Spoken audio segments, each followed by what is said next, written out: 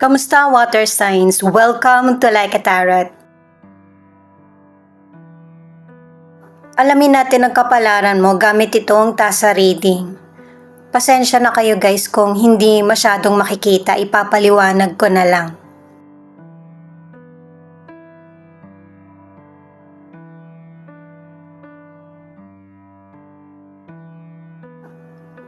Pinapakita sa tasa na ito na binibigyan ka ng blessing ng langit. Posibleng humiling ka or meron kang iniisip na gusto mong simulan or gawin.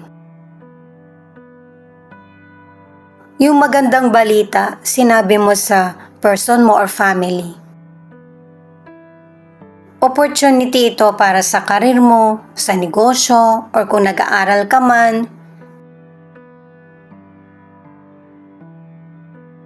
Pero kakailanganin mo ng suporta mula sa kamag-anak, kaibigan, pamilya, at saka magtutuloy-tuloy yung mga magandang hangarin mo or plano. Merong fresh start na magaganap sa buhay mo, pero pinapakita rin na happy ka at kontento sa nangyayari sa buhay mo. Pero curious ka pa rin kung ano pa yung pwede mong magawa sa buhay mo. At saka pinapakita rito sa tasa reading na may ilang water sign na nagpaplano ka pero kulang sa gawa. Itong plano mo ay sa hindi mo inaasahan na sitwasyon na makakarinig yung family member or kakilala nung person. Pwedeng magpo-propose ka sa person mo or ikaw yung makakatanggap ng proposal. Ang ilan sa inyo sa career, nagpapalit ka ng trabaho mo kasi merong person na bully.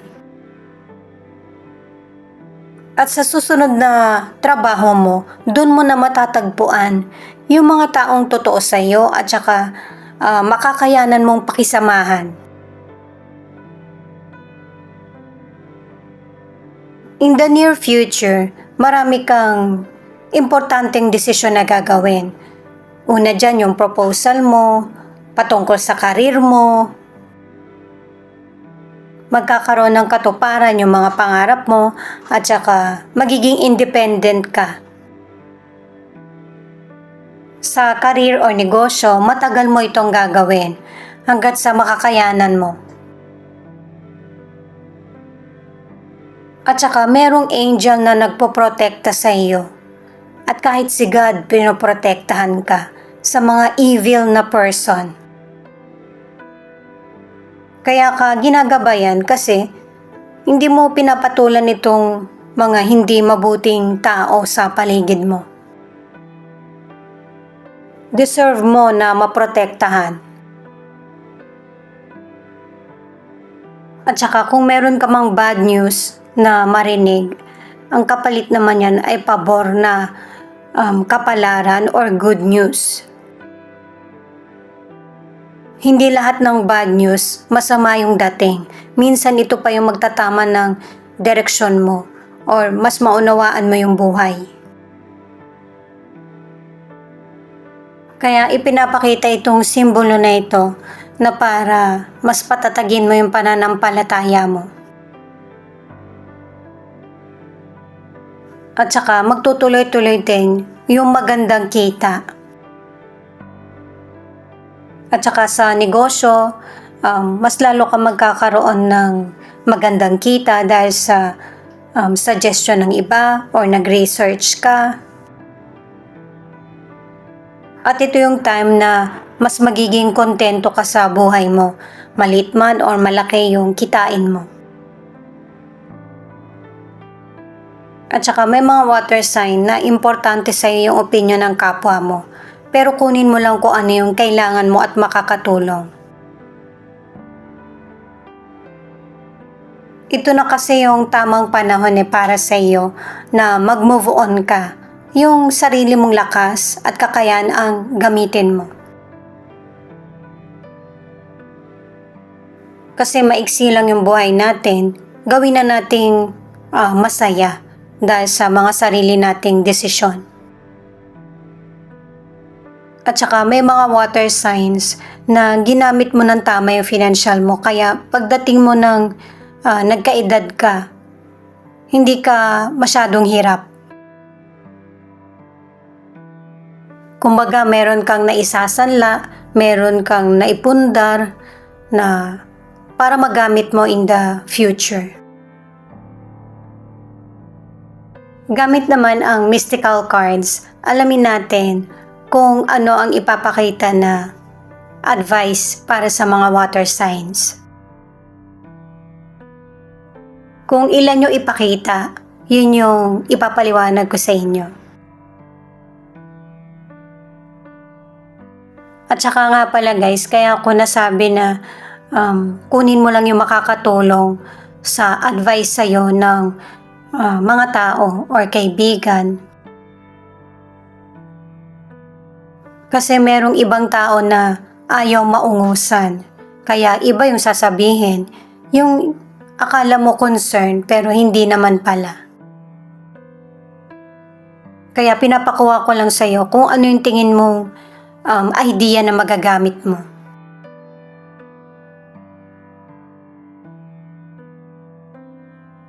Itong card na ito ang nagsasabi na may transformation na magaganap sa buhay mo na magiging inspirasyon ka ng kapwa mo. At katulad ng sinabi sa tasa reading, ay maging independent ka. Ito naman deserve mo na maging happy at magkaroon ng healing. Pahalagahan mo yung sarili mo. Wala kang dapat sisihin or pagsisihan.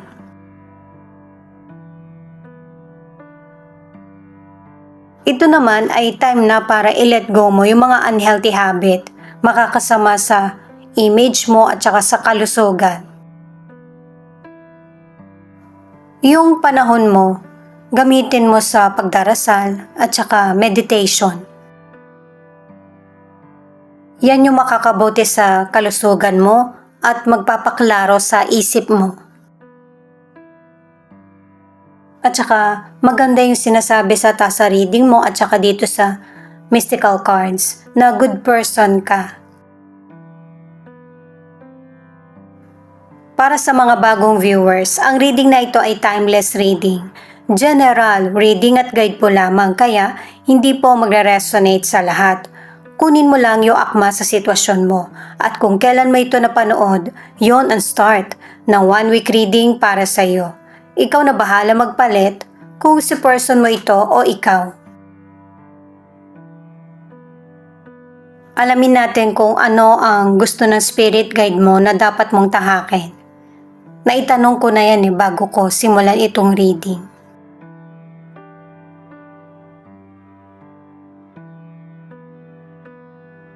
Six of Wands in reverse, Seven of Wands in reverse, Two of Wands. Malakas ang loob mo. Pero syempre, may mga sitwasyon na nalulungkot ka din. Nag-give up ka man, pero dun sa mga taong alam mong hindi maganda yung intensyon sa iyo. Marami kang option, yun yung naiisip mo. Kaya ito yung ginagawa mo sa ngayon, yung nagpaplano ka. Ang ilan sa inyo sa negosyo or career, pwedeng nakipag-away ka na or sinagot mo yung person na kausap mo kasi inubos din yung pasensya mo. Pero tingin mo hindi ito yung magandang solusyon. At tingin mo marami kang kakumpetensya sa trabaho mo or negosyo. Kaya iniisip mo na magpalit na lang kaya ng trabaho or negosyo. Hindi ka makapagdesisyon kaya naiirita ka o kaya hindi ka na satisfied sa mga nangyayari sa iyo. Kaya ang ilan sa inyo pwedeng magpunta ka ng ibang lugar or ibang bansa. Pwedeng dun ka mag-aral o kaya doon ka na magtrabaho. Para sa ilang single, yung dati mong nakarelasyon, hindi naging maganda yung ending nyo. Lalo na't meron palang third person na involved. Kaya ang focus mo ngayon ay tuparin muna yung mga pangarap mo.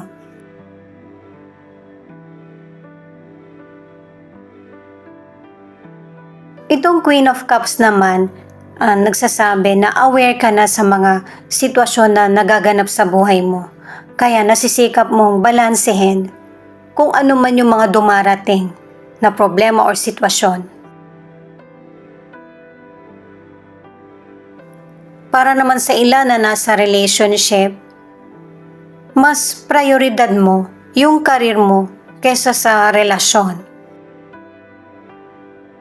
Ikaw at ang person mo, napapansin nyo na rin na walang pag-usad yung relasyon nyo, yung wala bang pagbabago. At kailangan nyo ng person mo na mag-reunite muli na para magkaroon ng equality or pareho kayong maka-move forward na magkasama na may bagong goal at saka gawing positibo yung future ng relationship nyo. 4 of Pentacles, 3 of Pentacles, Page of Swords. Base dito sa mga cards, hindi naman ito yung natural na pag-uugali mo. Pero dahil sa nabully ka or nakarinig ka ng hindi magandang salita, nagiging makasarili ka. Nagiging matipid ka sa financial or sa mga sinasabi mo, hindi ka na rin nagsishare ng kung ano yung nangyayari sa iyo or meron ka. Mula sa tasa reading hanggang dito pinapakita na pinaplano mo lahat. Kasi ayaw mo nang masaktan at saka ayaw mo rin masaktan yung kapwa mo. Umabot ka na sa kung hanggang saan yung limitasyon mo.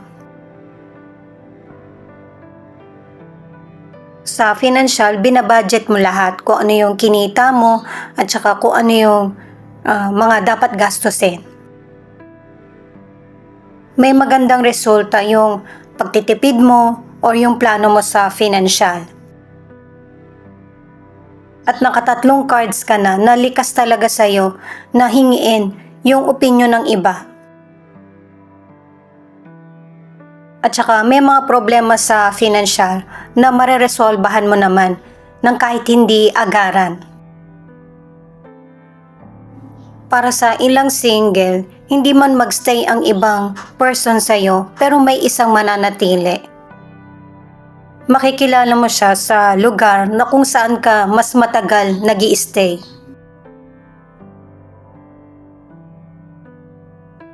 Itong Page of Pentacles ang nagsasabi na merong pagbabago mangyayari sa buhay mo na hindi agad-agad na darating.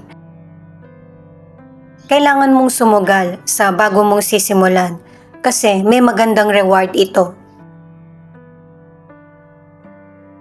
At saka ang gusto ng spirit guide mo sa iyo na tahakin mo ay yung masaya na relasyon sa kapwa or sa person mo. May teamwork or nasa tamang direksyon ang relasyon nyo ng person mo or meron kang magandang koneksyon sa ibang person na napagkakatiwalaan mo. Kung meron mang pagtatalo, huwag mo na itong palalain, lalo na't ikaw yung unang nakakaramdam na masakit na yung naririnig mo. Ikaw na mismo yung umiwas para hindi na lumala yung sitwasyon. Kasi yung solution, hindi naman agad-agad yan dumarating sa anumang problema. Ace of Pentacles, Seven of Swords, the Tower. Kaya nagkakaroon ka ng mahirap na sitwasyon sa buhay mo kasi may mga magandang resulta na makakamit ka in the future. Di ba paulit-ulit na ako guys? Kasi yung cards mo ganun din. Pilit na pinapaunawa sa iyo. Kaya hindi mo kailangang mag-worry. magiging matatag yung pundasyon mo pagdating sa financial. Kailangan mo ding mag-share sa kapwa mo para hindi sila makagawa ng hindi mabuti sa iyo. Kasi may posibilidad na bawiin sa iyo kung ano yung mga bagay na naibigay ng may kapal. Ipaubaya mo sa may kapal yung mga worries mo. Ang ilang water signs ay okay yung kalusugan mo, pero may ilan na kailangan ng operasyon, nagkaroon ng injury o kaya stroke. Sabi nila, life begins at 40. Kasi kapag nag-40 ka na, lahat kailangan bawas na. Yung matamis, maalat, or pag-inom ng alak, or kung ano man yung makakasama sa iyo. Mag-ingat din sa aksidente. Para sa ilang single, hindi ka pa ready para ma-in love kasi mas gusto mo yung kumita. Pero gagawa pa rin ng paraan ang universe na para magkaroon ka ng love life. Ang ilan sa relasyon, huwag niyong hayaan na yung financial ang maging sentro ng relasyon niyo. Mareresolbahan niyo yung problema niyo. Itong The Strength naman, merong mga major challenges na darating sa buhay mo. Pero ito yung paraan ng universe at ng spirit guide mo na para mag-improve ang buhay mo. Mareresolbahan nyo ng person mo yung problema sa relasyon sa pag-uusap at saka pangunawa. Ito naman yung mga cards na magtanong ka na ang magiging sagot ay yes or no. I-pause mo muna yung video para mas makapag-isip ka.